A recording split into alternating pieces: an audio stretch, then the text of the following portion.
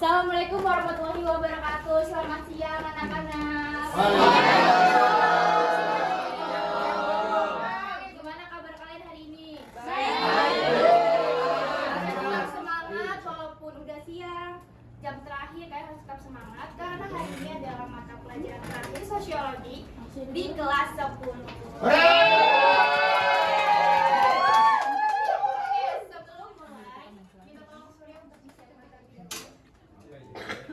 Siap, gerak. Sebelum belajar, marilah kita berdoa mulai. Berdoa selesai, beri salam.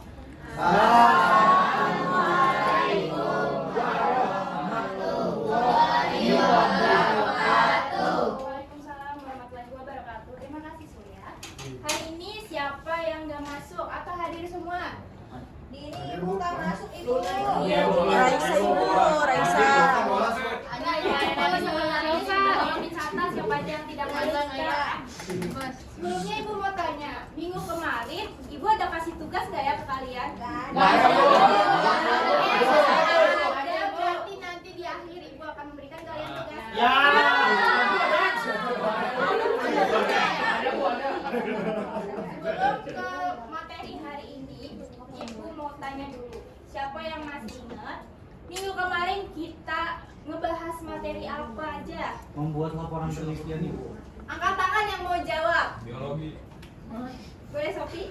Kita laporan penelitian ibu. Apa? Bisa tolong jelaskan? Laporan penelitian kemarin itu menurut yang saya tangkap, jadi sebuah dokumen tertulis yang dibuat buat nyampein hasil dari suatu kegiatan penelitian secara lengkap. Oke, betul sekali Sofi. Beri tepuk tangan untuk Sofi. Oke, karena kemarin sudah mempelajari kita sekarang akan mempelajari bagaimana cara mengkomunikasikan hasil penelitian di dalam diskusi ilmiah. Tujuan pembelajaran hari ini yang pertama, peserta didik mampu menyusun ringkasan hasil penelitian secara runtut dan logis. Yang kedua, peserta didik mampu mengkomunikasikan hasil penelitian secara lisan maupun tertulis dengan bahasa ilmiah yang santun dan objektif. Yang ketiga, peserta didik mampu menanggapi pertanyaan, kritik, dan saran dalam diskusi ilmiah secara argumentatif serta berbasis data. Oke. Selanjutnya, kita akan mempelajari apa sih itu komunikasi ilmiah. Jadi, komunikasi ilmiah itu merupakan suatu hal yang penting dan tidak terpisahkan dalam suatu penelitian. Kenapa, Bu? Karena suatu penelitian tidak akan memiliki arti jika penelitian tersebut tidak dikomunikasikan kepada hal yang umum dengan jelas dan mudah dimengerti. Komunikasi ilmiah berfungsi sebagai jembatan antara peneliti dan masyarakat akademik dalam menyampaikan temuan, gagasan, serta kesimpulan yang diperoleh dari suatu penelitian. Dengan melalui komunikasi ilmiah, suatu penelitian dapat disebarluaskan, diuji, dikritisi, atau bahkan dikembangkan menjadi yang lebih baik lagi. Kemudian komunikasi ilmiah menggunakan data empiris atau data yang benar-benar terjadi ketika kalian melakukan penelitian. Kemudian menggunakan metode-metode yang emang sudah kalian siapkan sebelumnya. Dan komunikasi ilmiah juga tentunya menggunakan bahasa yang baku, lugas, dan juga tidak bermakna ganda.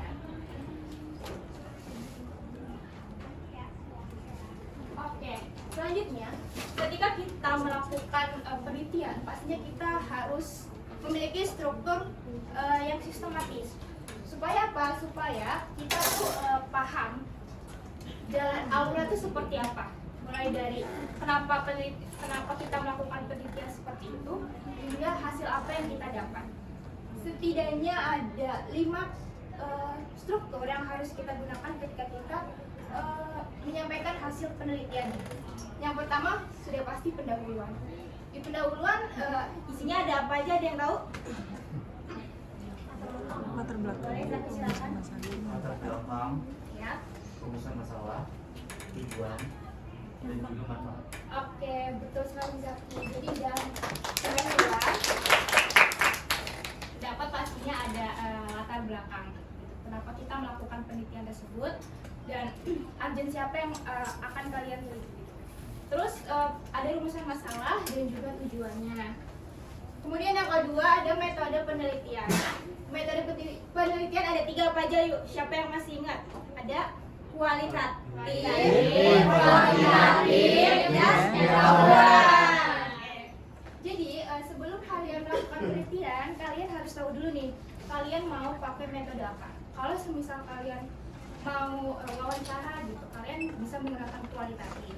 Atau kalian suka angka-angka terus suka mulai PSS, kalian bisa menggunakan kuantitatif. Atau kalian mau menggunakan keduanya, itu bisa. Terus selanjutnya yang ketiga ada hasil penelitian. Nah, hasil penelitian ini disajikan berdasarkan objektif, jadi tanpa adanya opini dari orang lain.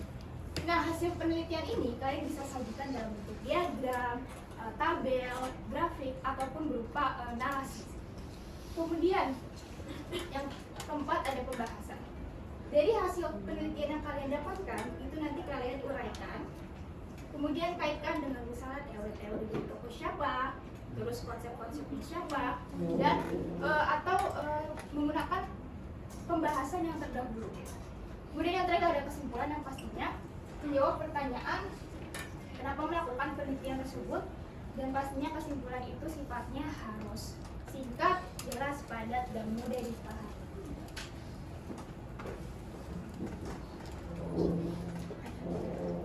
Oke, selanjutnya ada diskusi. Sebelum kalian mengkomunikasikan hasil penelitian kalian, kalian harus mendiskusikannya. Untuk apa? Supaya penelitian kalian itu bisa diverifikasi apakah penelitian kalian itu dapat dipertanggungjawabkan atau tidak.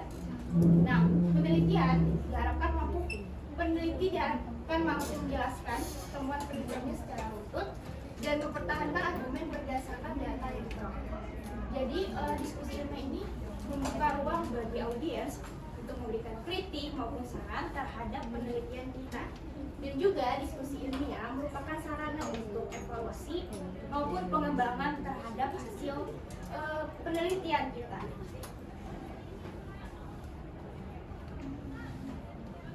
Oke, selanjutnya ada fungsi dari diskusi ilmiah. Yang pertama adalah menguji validitas dan reliabilitas. Jadi di dalam diskusi ilmiah kita harus membahas nih, apakah data-data yang kita dapatkan itu datanya valid atau bisa diverifikasi, atau kalian nggak bilang ngasal-ngasalan nih. Kita harus diskusi dulu. Terus setelah itu ini akan mempengaruhi kualitas penelitian kalian. Kalau semisal kalian ambil datanya masalah-masalah, nggak sesuai, itu akan mempengaruhi hasil penelitian kalian gitu. Dan kalau semisal kalian benar-benar mengambil datanya yang sesuai dengan apa yang kalian dapat, itu akan meningkatkan kualitas penelitian kalian. Nah, terus juga bisa melatih keterampilan berpikir kritis, karena ketika berdiskusi pasti pemikiran setiap orang-orang di kelompok itu berbeda. Ada yang beropini ini, beropini itu. Nah, dari opini-opini yang berbeda itu nantinya digabungkan dan mencari jalan tengahnya, sehingga teman-temannya itu bisa melatih berpikir kritis yang nantinya akan menumbuhkan budaya ilmiah pada orang-orang yang diskusi ilmiah tadi. Oke, selanjutnya etika dan sikap ilmiah. Nah, di dalam kalian melakukan penelitian, tentunya ada etikanya. Jangan kalian ngambil data, misalkan wawancara, tiba-tiba kalian ujuk-ujuk di wawancara itu nggak sopan. Kalian harus minta izin dulu dan segala macamnya.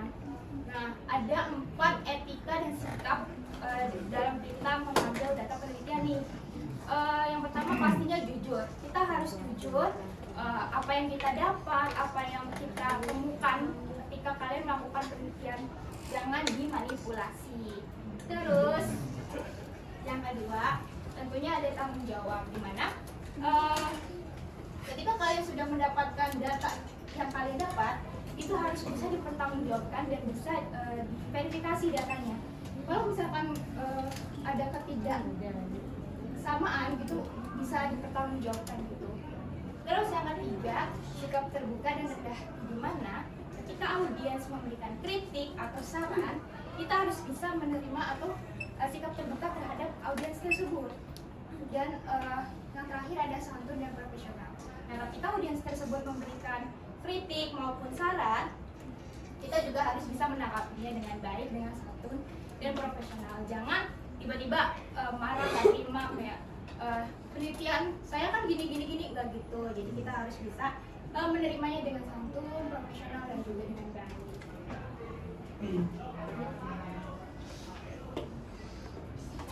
Oke, kita sudah berada di ujung pelajaran. Yang terakhir ada kesimpulan. Siapa yang mau baca kesimpulannya? Boleh Akhirnya.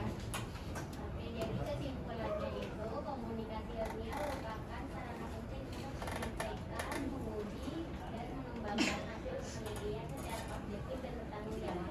Melalui struktur penyajian yang sistematis, diskusi ilmiah, serta penerapan etika akademik, hasil penelitian dapat dipahami, diteliti, dan dimanfaatkan bagi perkembangan pengetahuan. Oke, terima kasih Alfia. Itu dia pembelajaran kita pada siang hari ini. Setelah ini ada apa yuk? Dia tahu Tugas. ada apa kuis? Oke, lanjut ada refleksi. Jadi ibu pengen tahu nih siapa yang memperhatikan dari tadi ibu menjelaskan materi hari ini. Ibu mau satu orang menjelaskan secara singkat apa aja yang sudah kalian dapat pada hari ini. Siapa yang mau jawab boleh tunjuk tangan. Bu, boleh Raisa, silakan. Jadi tadi kita udah bahas mengenai komunikasi ilmiah. Nah, komunikasi ilmiah itu merupakan sarana untuk menyampaikan, terus juga menguji dan mengembangkan hasil penelitian.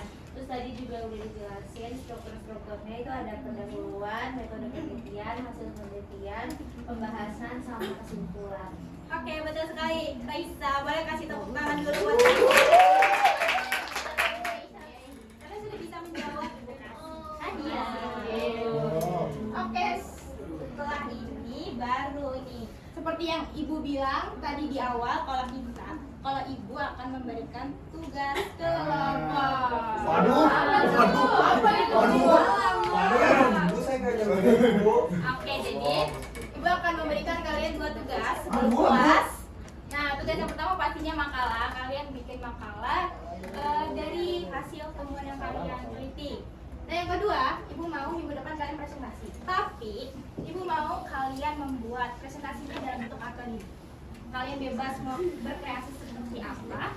Baru nanti minggu depan kalian presentasi per kelompok. Sudah paham? Ada yang mau ditanyakan dulu? Paham. Joki bisa.